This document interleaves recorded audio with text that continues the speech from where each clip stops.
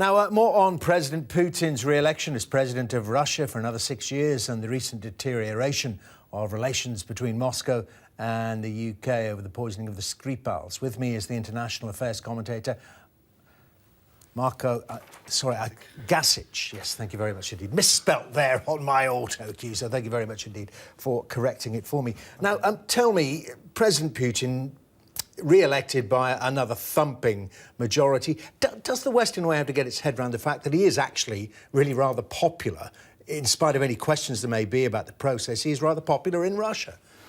Well, he's definitely that. He's shown that over a period of about 18 years, 19 years now since he first came to power as president. And he's won, in fact, a bigger share of the vote this time around than he did when he first arrived. So clearly the population do feel he's doing something right by them. OK, but nevertheless, questions about ballot stuffing and, of course, the lack of real opposition taking him on.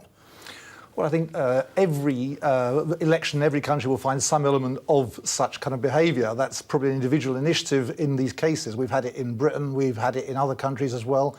We've seen it all over the place, but Russia seems to be particularly tarred with the accusation to do with it. Let's see what the observers say. There's 1,500 of them going around the stations, and they will give us the general picture, the overall picture as to whether this was free and fair, which I gather from independent experts it's deemed to be the fairest election since at least 2004. OK, I mean, but fair, but, you know, he did more or less ban his main opponent. Well, that opponent had a criminal record, which is would get him banned here as well. OK, well, it's how he acquired the criminal record. OK, we won't go into that.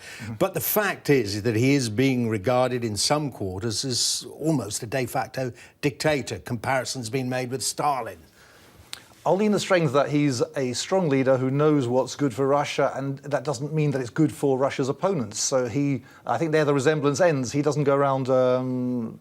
He's, in essence, he appears to be a perfectly respectable politician of an East European variety. So there's nothing to really blame him for any more than anyone else in that region. And in fact, in his commitment to honest saying it as it is, I think he's rather better than some of ours. OK, well, let's talk about some of ours who are saying it like it is, or certainly I suspect you're going to tell me how they see it. Do you think Britain's getting it wrong, then, in its handling of the Skripal affair?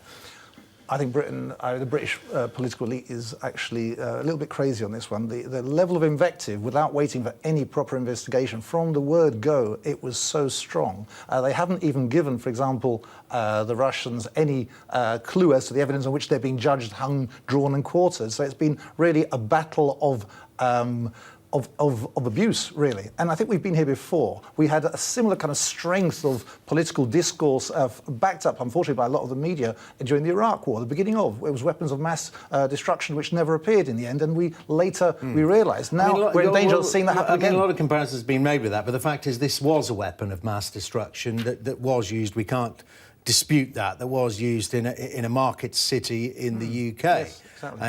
And you know, that exists. Now, the fact is that the UK is now going through that process of bringing in the chemicals body to oversee all that. So the evidence is being provided. So the evidence is that something there was a nerve agent. Now, who put that nerve agent there and for what purpose? That's the thing for which we don't have any evidence. Now, the claim has been that only Russia could have produced this particular item and that it dated back from the Soviet period. In fact, one of the main research scientists, who was interviewed by Sky himself in America, has in his own Facebook account referred to describing how this was made in his book on that theme, which is available on Amazon for $35. If anyone wants to know how to make Novichok, it's there. So the idea that only the Russians can read Amazon headlines is just absurd, and that's what we're being asked to accept.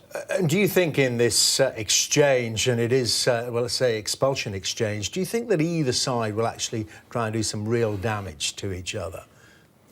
I don't think that Putin particularly wants to have a spat with the West. He seems to be getting targeted every time on every issue. I don't think he likes it at all. Within his society, there's probably an ongoing discussion between the kind of, they used to be called Slavophiles, they might be called Euro-Asian elements now, who believe that the West is always a source of very discomfort, great discomfort, and they should really turn their gas supplies and all their orientation to the Chinese and the Indians with whom they know how to deal and with whom there's a consensus. So it is worrying for us if we want to ensure security of gas tenure into the future. OK, good to get your thoughts, Mr. Gasic. Very good to see you. Marko Gasic there.